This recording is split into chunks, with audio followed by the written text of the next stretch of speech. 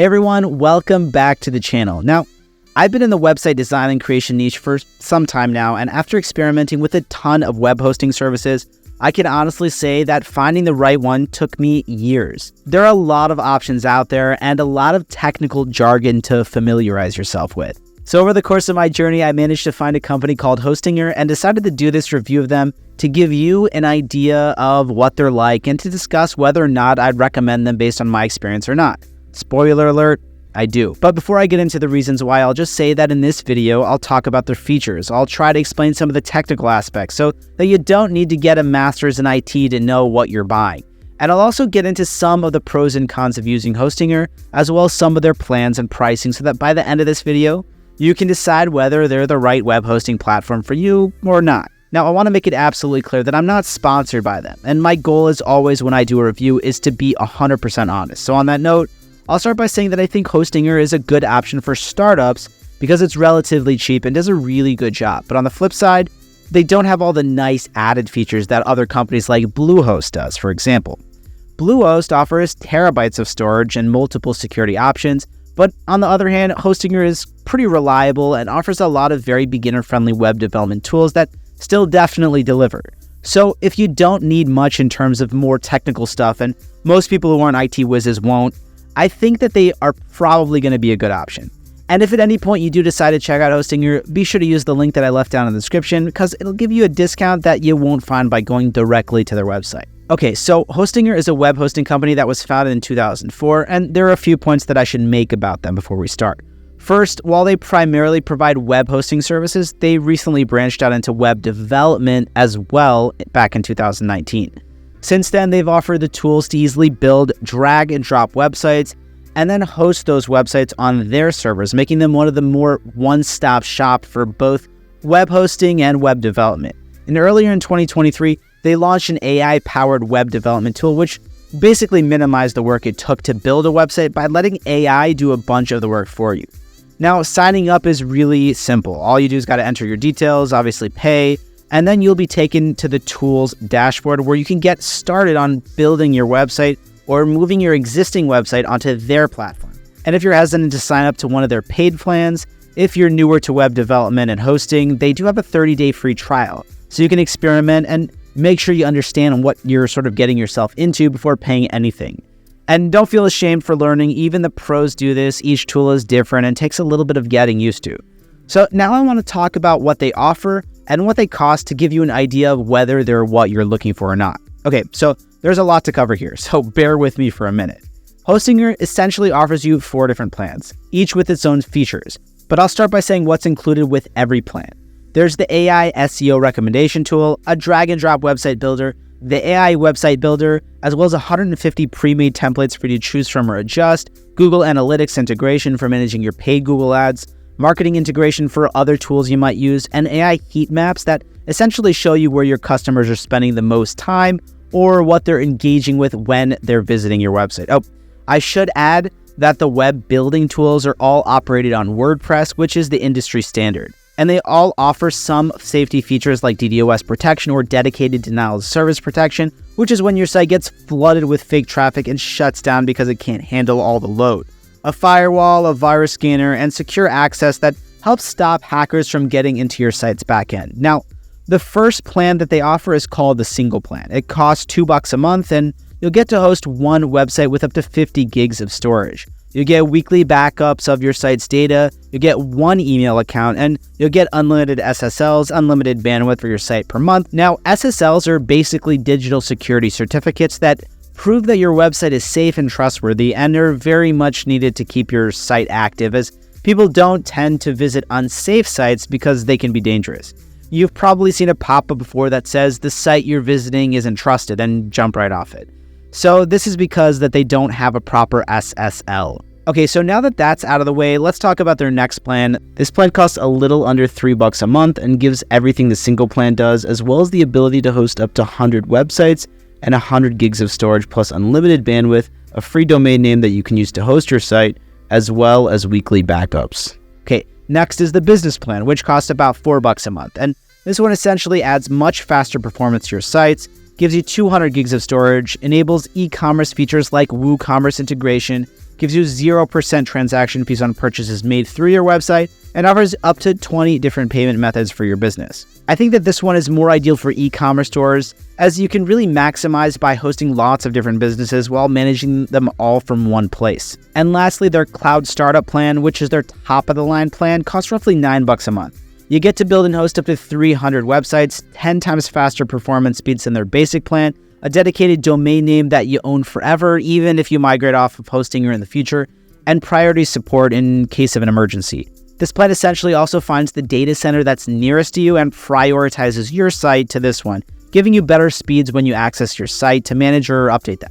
But you can also do analytics to find out where most of your traffic is coming from and move your site to a server that's closest to them so that they have shorter wait times when loading your site. And I'd say this one is more important as long as the wait times can really diminish your site's usability. Now, I've also used their VPS services, which is basically when you combine a VPN or virtual private network with a server and create a much more secure and well-hidden server, which is ideal for companies that deal with important data like financial details and social security numbers or IDs, the kind of stuff that you'd want to keep hidden and safe. So their VPS plans start at around $6 a month and go up to $22 a month for their most advanced features like 32 gigs of RAM and 400 gigs of storage space.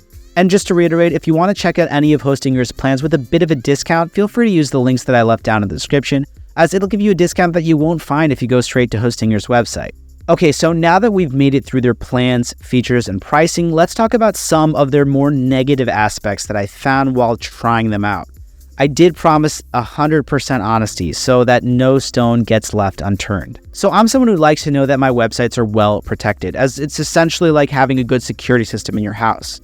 And the thing is, Hostinger doesn't offer that much in terms of security for your site. They do give you a limited version of NordVPN, which includes its antivirus and firewall. And look, Nord is a great company. They have a great firewall, and their antivirus tools are really, really protective against most viruses, but you only get a limited version, and if you want full protection, you'll have to pay extra, which I'd of course highly recommend. Otherwise, you could fall victim to ransomware, which is basically when someone hijacks your site, shuts it down, and holds your site hostage until you pay whatever ransom that they say. This can and does utterly destroy businesses all the time, and if it happens to you, it will most definitely end up costing you way more than good protection would. So while I found that services like Bluehost do charge a little more than Hostinger, they include up to 3 firewalls to choose from, so you don't need to pay anything on top of their plans. And the next negative would be something that I alluded to earlier when I said that they have a really lean system. It's basically designed to give you a really good, but more basic features all at a lower price point.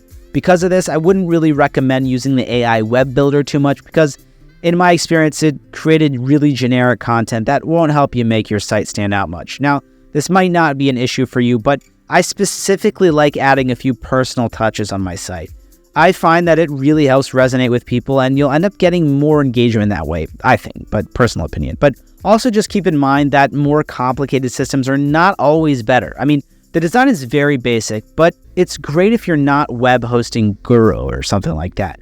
Simpler is sometimes more effective and just better. Now, again, while this wasn't a problem for me, I'd say that anyone who's looking to create a site that handles a lot of large-scale data, like large-scale video transfers or even hosting games, might struggle with Hostinger as they have quite a small amount of server space overall, even on their top-tier plans. Also, at a certain point, they don't let you buy additional space, so you're kind of limited to about 400 gigs max on the top VPS plan, which might seem like a lot, but can get used up pretty quickly with large files or large video transfers. So if you know that for some reason you need a ton of space, I might recommend shopping around, but for the vast majority of websites, even 50 gigs, which comes with their lowest tier plan, is definitely more than enough. You really don't have to worry about it. Okay, now that we've got the negatives out of the way, let's touch on the things that I liked about Hostinger and why I'd still recommend them. Part of the reason that Hostinger really impressed me is because of how cost-effective it is, coupled with the fact that they include quite a lot of really high-quality features even on their most basic plans. I'd say that they're a really good option for people who are just starting out with their websites or who don't need a lot of space to run their site and are ultimately looking for a reasonably priced solution. I also specifically like that they offer you the ability to create a lot of websites and host them all in one place, which really helps make managing them a lot easier instead of having to manually log into different sites all the time. The SEO tool also works really well, it's really helpful, and it's definitely allowed me to improve my sites well enough to recommend Hostinger, even just for that. Then there's also the speed aspect.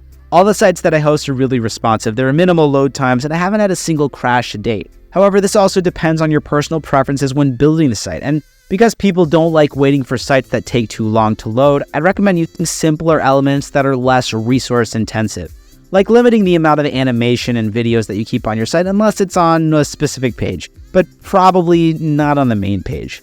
Now, I did also try the VPS service for a company that I was doing some freelance building for, and they wanted extra protection for their clients' personal data, and it ended up being perfect for them.